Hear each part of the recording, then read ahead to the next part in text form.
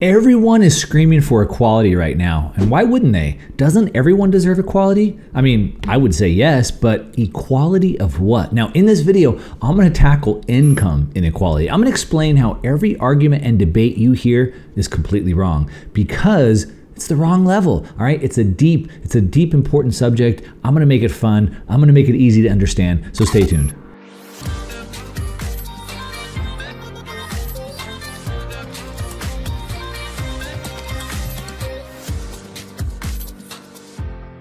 All right, welcome back. If you're new to the channel, my name is Mark Moss. The only real security we have in life is by learning to rely on ourselves. We have to learn how to make money, grow our money, protect our money because the system is broken. The world is changing fast. And if you agree and you want to hear more about these topics, click the like button, click the subscribe button, and the bell notification so you're notified every single time I put new videos out. Now, like I said, everybody is screaming for equality right now. And why shouldn't they, right? Doesn't everybody deserve equality? I mean, like I said, I would say yes.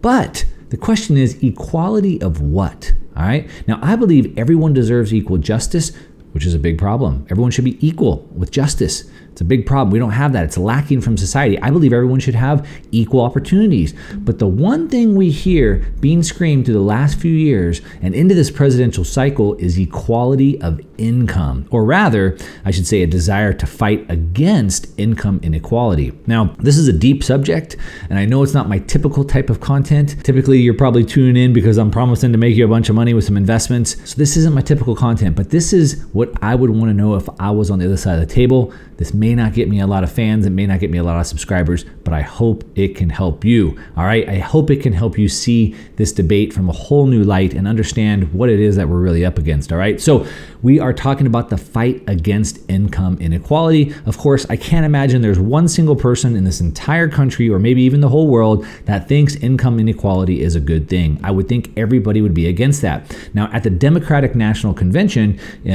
just a few weeks ago, Congresswoman Alexandria Ocasio-Cortez, AOC, she described the Bernie Sanders presidential campaign as, quote, a movement that realizes the unsustainable brutality of an economy that rewards explosive inequalities of wealth for the few at the expense of long-term stability for the many, end quote. Wow, that's a pretty tough quote, isn't it? It rewards the few at the expense of the many, all right? Doesn't sound good. I don't like that, and I can't imagine you do either. Now, I think everyone, as I was saying, every person in the world, regardless of political preference, would agree that the current economic system is broken. I mean, it's pretty obvious, right? When looking at the differences in incomes. However, there's a huge discrepancy in what the problem really is. Everyone sees the problem, but the solution to the problem is different. Everyone is disagreeing in what that solution is. And I believe that all the reasons, all the proposed solutions, and all the arguments over them, they're all mostly wrong. Well, they're not wrong, but they're discussions being done at the wrong level. That's the problem. Now, imagine if you had a giant tree, all right? And on this giant tree, there were dozens of branches. And on the dozens of branches, there were hundreds or probably thousands of leaves, all right? And each one of these leaves is an argument about income inequality. Each leaf was a different argument, a different reason why income inequality was there. And instead of arguing about every single leaf on the tree, I propose we just chop the tree down. Right? It's the root of the problem. If you're trying to manage it at the tree level, it's the wrong level. All right? So what are the roots of the tree? And why is it that very few people are seeing this? I mean, am I the only one? I know I'm not the only one, and hopefully I can show you what I'm seeing as well. Now, the problem lies in the lack of understanding what money and currencies are. Now, I know sometimes in the comments people want to correct me on what money and currencies are. Semantics, but we are going to talk about the understanding of what money and currencies are because that is at the root of the problem. Now we have politicians and they're trying to solve income inequality with laws, with regulations, all right? But those aren't the answer. No politician can fix a problem that stems from structural flaws that are from the money system that we have, all right? So what are the roots And what's the trunk of this tree? Now, as I said, it's the currency. Now, few understand this because they fail to really understand what a currency is, how it's used, and how it should be. All right, so let me break this down for you. Now, I'm going to go a little bit deep, but I'm going to make it simple. The currency is the foundation because currency coordinates all economic activity. I'm going to say that again and then I'm going to break it down. Currency coordinates all economic activity. Now, if you look at it like a currency is the input and the economy is the output, all right? If the economy is broken, then we have to look at the input, the currency, right?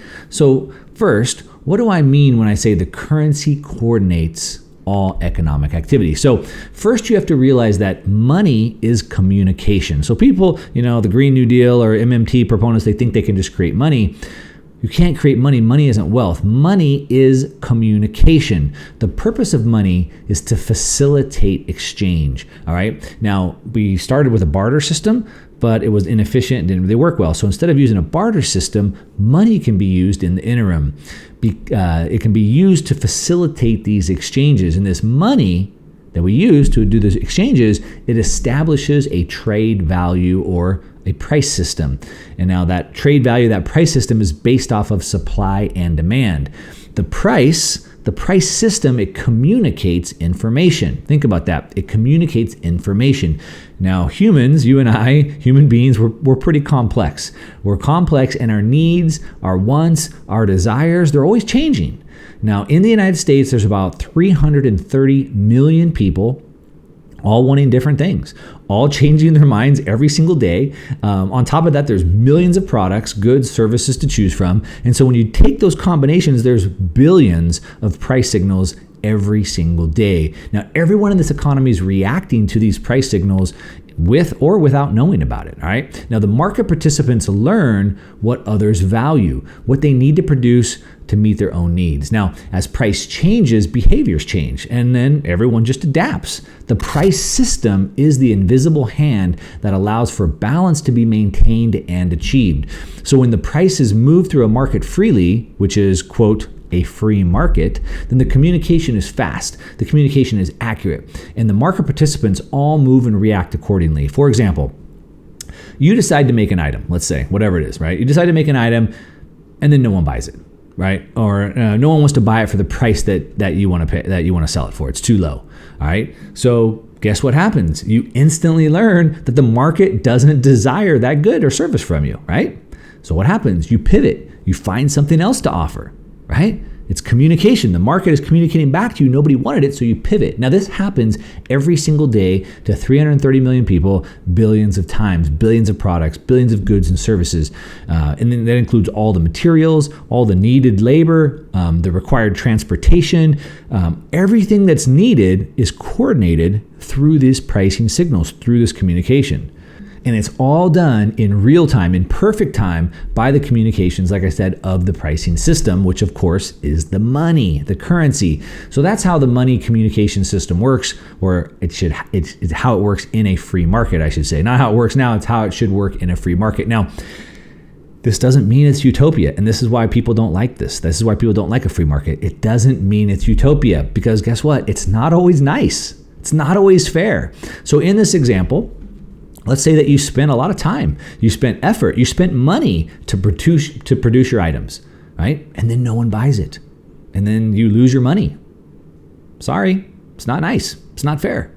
But that's how it is. That's how a free market works. It's up to you to determine what the market wants, and then for you to deliver your product to fit their needs. That's the key word, their needs, others' needs, not your own. All right, this is a key piece. In this way, free markets are unselfish.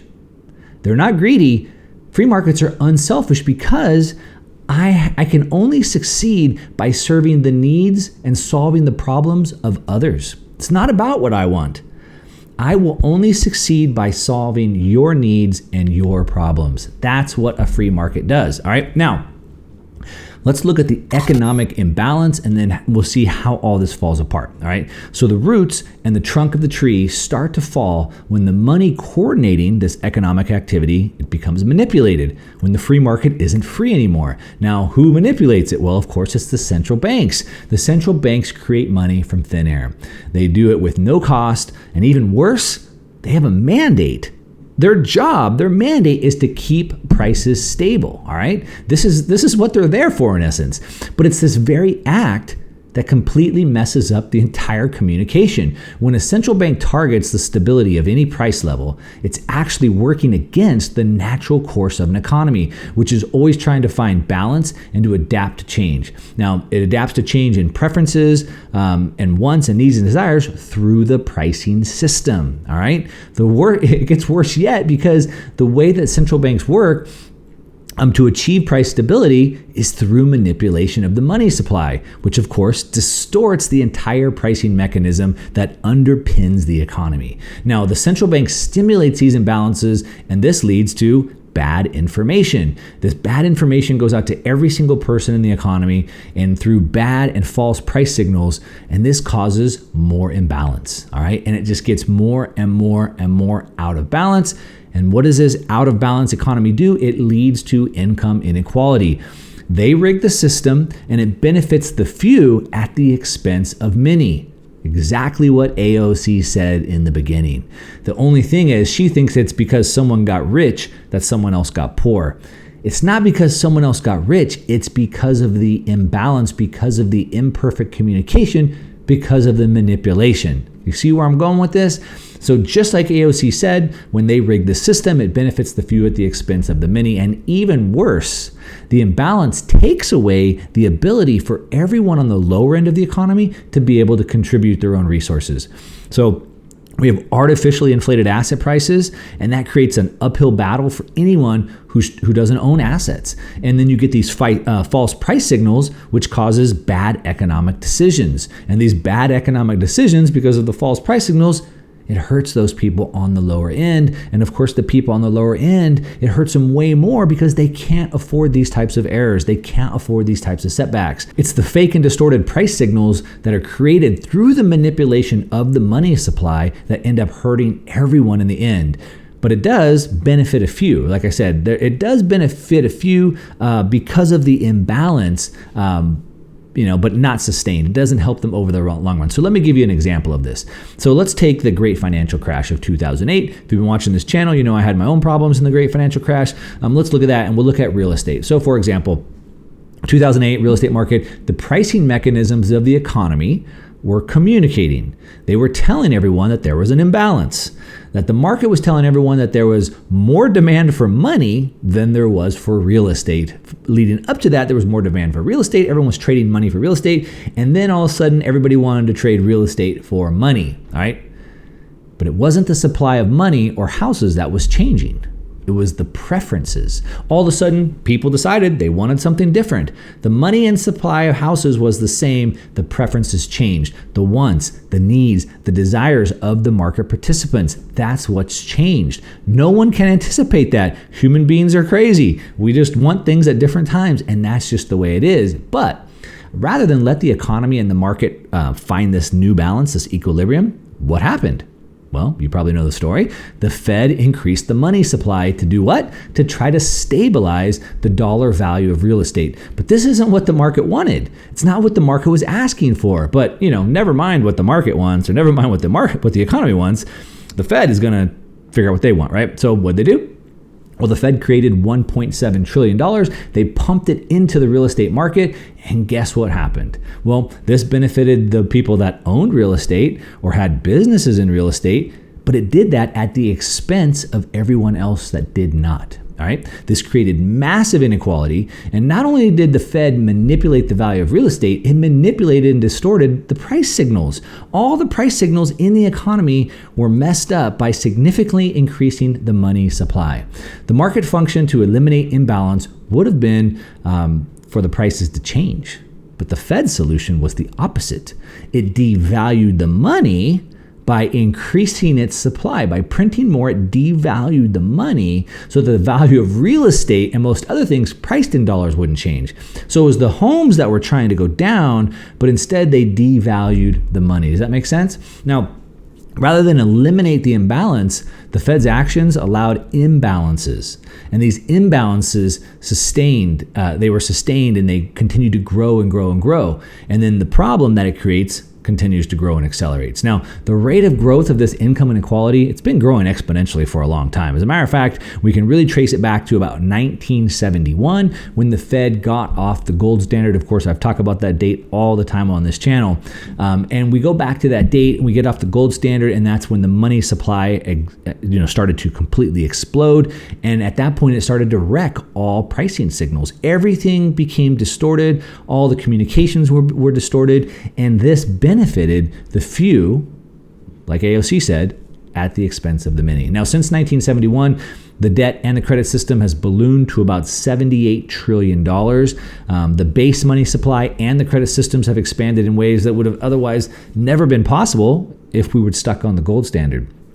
This, of course, allowed imbalances to consistently grow over time, and it creates long-term economic distortions. The distortions, the communication being lost, it just gets worse and worse and worse over time. Now, while it might seem obvious that asset prices skyrocketing because of this benefits those with assets, the wealthy, it also is a tax on everyone else without assets, or the poor, right? So those that are on the lower end of the economic spectrum with little to no assets or saving, cash represents almost all of their life savings, right? And this cash, it's losing purchasing power, right? Back to the real estate example, they devalued cash.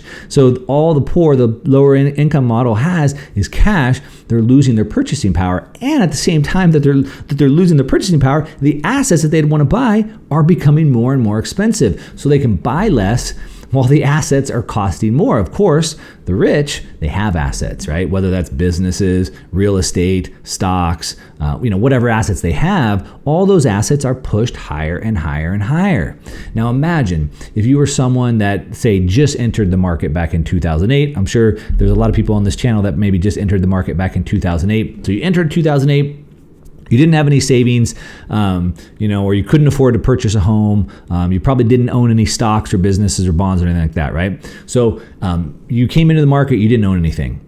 But everyone who owned assets, they were bailed out. And they were bailed out at the expense of everyone else who didn't, right? And they did it all in the interest, all in the name of price stability. So you can see, while well-meaning politicians like AOC, like Bernie Sanders, they want to abolish billionaires because it's the billionaires' fault. They want to make it illegal to be rich. They want to tax them 90% or whatever it is.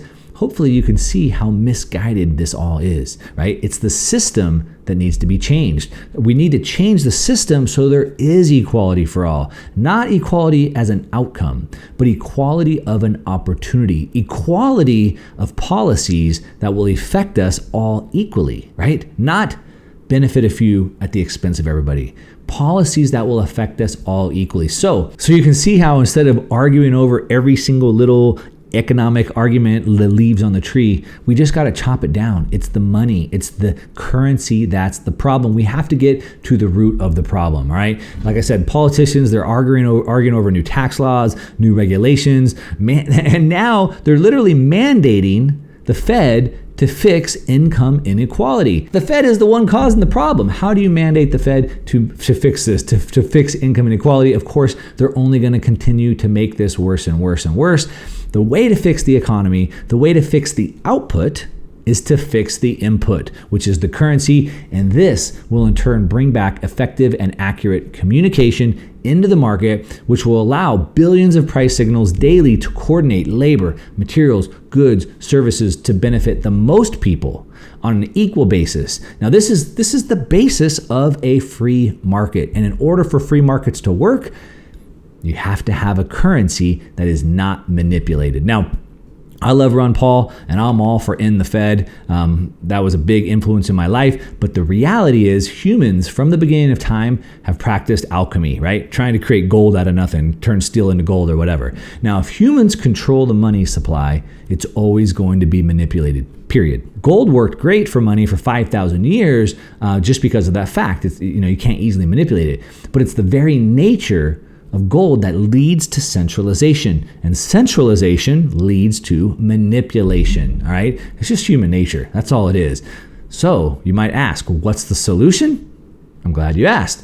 Of course, the solution is a decentralized money that's neither controlled by any one person, any one group, and it's free, it's open, it's fair. It's going to allow for true and steady price signals and communication to coordinate the materials, the labor, and all the market participants to allow to have everybody receive the same opportunity in the marketplace to provide for their own needs. Now, of course, you probably already know what I'm talking about.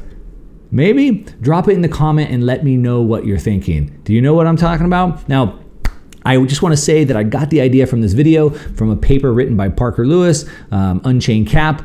He's written on so many topics on Bitcoin. I highly recommend that you go read the full paper if you want the full effects. It's way more in depth. And then anything that you think about Bitcoin, any argument that you'd have about Bitcoin, I'm guessing he's probably already written about it. So I will link in the show description, and you can go, any argument you have against Bitcoin, you can go look it up, and he's written a paper about it. I highly recommend that you do that. And that's it. That's what I got for you. We need a free market. Fix the money. Hope that makes sense. To your success. I'm out.